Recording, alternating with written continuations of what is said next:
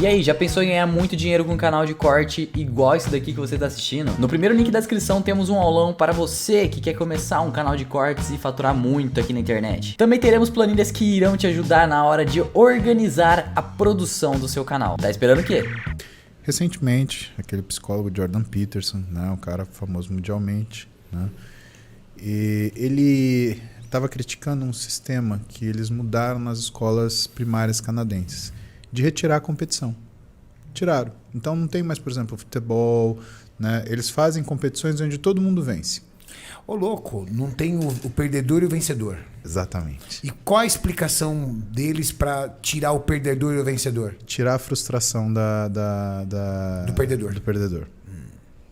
Legal. Pô, mas isso é muito perigoso, cara. É isso que eu queria que você comentasse, né? E o que essa autoridade em psicanálise criticou? Ele disse o quê? Ele falava exatamente isso, que é um perigo você tirar a frustração, porque a frustração ela também faz com que você tenha mobilização e enfrente seus problemas. Isso. E por quê? As frustrações, né, durante a vida, elas vão aumentando. Pô, se você não consegue resistir à frustração de ter perdido um jogo de futebol quando você tinha 8 anos de idade, quem dirá você tomar um não no emprego quando você tem 25? Ou você não passar na faculdade de primeira quando você tem 18? Ou você não ser aceito numa faculdade que você queria, mas ser aceito em outra? Então ele alega que quando você tem a frustração, ela também é importante à medida que é uma experiência que você vivenciará na sua vida, independente daquilo que aconteça. Você não tem uma vida sem frustração. Isso não existe, isso é artificial. No mínimo, você tem que pelo menos tomar um toco de uma menina uma vez. Exatamente. Para você, né, saber lidar com isso. Né? E que é a grande diferença entre desistir e recuar. Né? Desistir é... nem vou competir, eu vou abrir mão porque assim eu fico seguro. Recuar, não. Eu vou dar 2 passos para trás, mas para pegar impulso, eu vou pegar impulso e vou me jogar para frente. Então, eu queria que você comentasse um pouquinho dessa questão em relação ao comportamento, né, do risco, principalmente de você poupar as outras pessoas de frustrações. Nesse caso, a gente tem isso. Então, eu queria que você contasse. É legal ele falar, porque tem pessoas que têm filhos. Exatamente. E essa super proteção está muito ligado também a criar um círculo que não tenha frustrações. Sim. Coisas, por exemplo, como você vê, eu vejo de mães em relação de alguns pacientes que eu tenho que são obesos. Né? Eu tenho muita dificuldade, às vezes, com a mãe. Ai, mas tadinho, ele quer. Cara, isso é um problema. Ai, mas tadinho, ele estava triste. E a pessoa, ela é um pouco manipuladora. Sim. E o cara vai manipular a mãe dele, vai manipular o pai. Eu tinha um colega obeso, casado, sabe o que ele fazia? Corria pra mãe. Pra comer. Ele sabe que funciona, né, a mãe tava esperando ele com o bolo lá, tadinho do filho. Entendeu? Então tem esse exemplo, mas louco, eu acho que começa daí e eu acho isso eu dou razão pro Jordan. Eu acho que você precisa ter competição, você precisa ter cooperação, mas você precisa ter competição. Porque se você coloca numa situação onde não tem perdedor, não tem ganhador, por que eu vou me esforçar? Exato. Ó, 2 coisas importantíssimas. Fato. Tem um neurocientista francês chamado Michael Desmourguet. Ele publicou um livro muito impactante foi traduzido para o Brasil recentemente, intitulado A Fábrica de Cretinos Digitais. Caramba, velho. Conhecemos alguns. Não, mas ele fala que pela primeira vez na história as crianças de hoje vão ter um QI menor que os pais, cara. Ô, louco. Então foi o Desmourguet que falou isso? Pela primeira vez na história. Vai baixar o QI? Vai. A primeira vez na história, a geração passada vai ser mais burra do que a que existe. Meu Deus. E por quê? Por causa das redes sociais. As redes sociais. Ninguém mais lê um livro. Você só lê um... Não escreve, cara. Eu fico imaginando como é que é a letra dessa molecada, cara. E aí você vê, aí bota um texto maior, já ninguém lê. Aí ninguém quer postar mais texto grande porque ninguém curte. Aí virou um negócio muito superficial. Não, fora as abreviações das palavras, né, cara? Tem texto que eu vou ler ali eu falo, caramba, cara. Tem abreviações que fica assim. O cara escreve um texto de 2 páginas em 3 parágrafos. E aí tem uma outra questão, respondendo essa pergunta do Muzi, olha que bacana.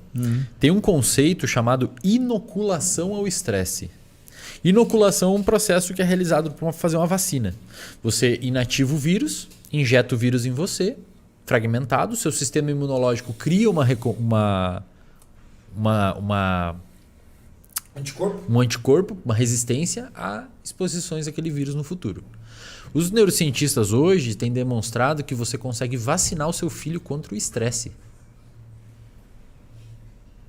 Só que não é uma vacina que você toma. Você submete ao seu filho a pequenos estressores. Quando você faz isso quando você vai estudar isso, você percebe que ao pegar um organismo não muito velho, então uma criança / um adolescente, e submeter ele a pequenos estressores, na idade adulta, o eixo HPA, hipotálamo pituitário adrenal, que é o eixo de resposta ao estresse, você precisa dar um estímulo muito maior para ele responder. É como se o menino ficasse casca grossa? Isso. É a uma casca vacina grossa contra o estresse. fisiológica. Ele se vacinou contra o estresse. Deram pequenas doses de estresse quando pequeno e depois ele fica mais casca grossa. Só que em compensação, quando ele não tem essa dose, ele vira um mimizento. Isso. Aí qualquer coisa ativa muito cortisol. E aí o que Aí é? é o famoso Nutella. Aí o que é expor ao estresse a criança? Cara, se o seu filho você e o seu filho no shopping e ele quer pedir um suco e ele fala assim: papai, chama o garçom, eu quero um suco. Fala, chama você. Chama você, filho. Chama você, filho. Chama o garçom ali. Fala, moço, eu gostaria de um suco. Não, mas eu tenho vergonha. Não, chama ele. Que legal. Ah, mas eu tenho vergonha. Não, você precisa chamar ele. Se você ficar sempre... Resolvendo tudo Cara, pra ele. aí a professora dá uma nota meio ruim, um 6, já liga lá e xinga a escola inteira, porque eu pago isso, como é que meu filho chegou em casa chorando? Velho, como assim, velho? Estuda um pouquinho mais, filho. Você tirou 6, agora tem que botar um pouquinho mais de esforço. Então, se você tira isso, cara, como é que você tira isso da criança? Como é que você vai modular o comportamento de uma criança para ela conseguir... a criança e o adolescente precisa... As pessoas às vezes me perguntam, hoje a gente tem mais depressão. Eu falo assim, na minha opinião, pelo que eu vejo da sociedade, o futuro vai ser um pouquinho complicado quando essa geração de hoje alcançar a idade adulta. Porque a gente vê um fenômeno generalizado de pessoas que você não pode, de uma certa forma, os professores hoje não podem dar uma apertada, os educadores não podem dar uma apertada, porque tudo não pode, tudo é assim, tudo é assado. Você não pode falar, por exemplo, que se você acumular muita gordura visceral, você pode ficar doente, porque você está falando que você está julgando a pessoa pelo padrão do corpo dela. Não, a gente está falando que obesidade é uma doença, não que... Então, esse contexto de fragilização vai gerar um puta de um problema, cara. Já está gerando, na realidade. E... de certa forma, as crianças que no meio disso conseguirem ir ascendendo e criando casca, provavelmente no futuro serão aqueles que serão líderes. Vão ter uma saúde mental melhor, vão conseguir aguentar um não no trabalho. Serão líderes. E olha que louco, o principal fator de risco para desenvolvimento de depressão que a gente tem descrito hoje pela neurociência é um cortisol alto de forma crônica. O estresse crônico é hoje o principal fator de risco para depressão. Pessoas com síndrome de Cushing, que tem algum tipo de tumor na pituitária, no hipotálamo ou na adrenal, pressionando e liberando cortisol o dia inteiro, que o cortisol não respeita o ciclo circadiano, até 70%, 80% dessas pessoas têm depressão. Na população normal é 8%. Então, o cortisol alto aumenta muito a chance de você abrir um quadro de humor.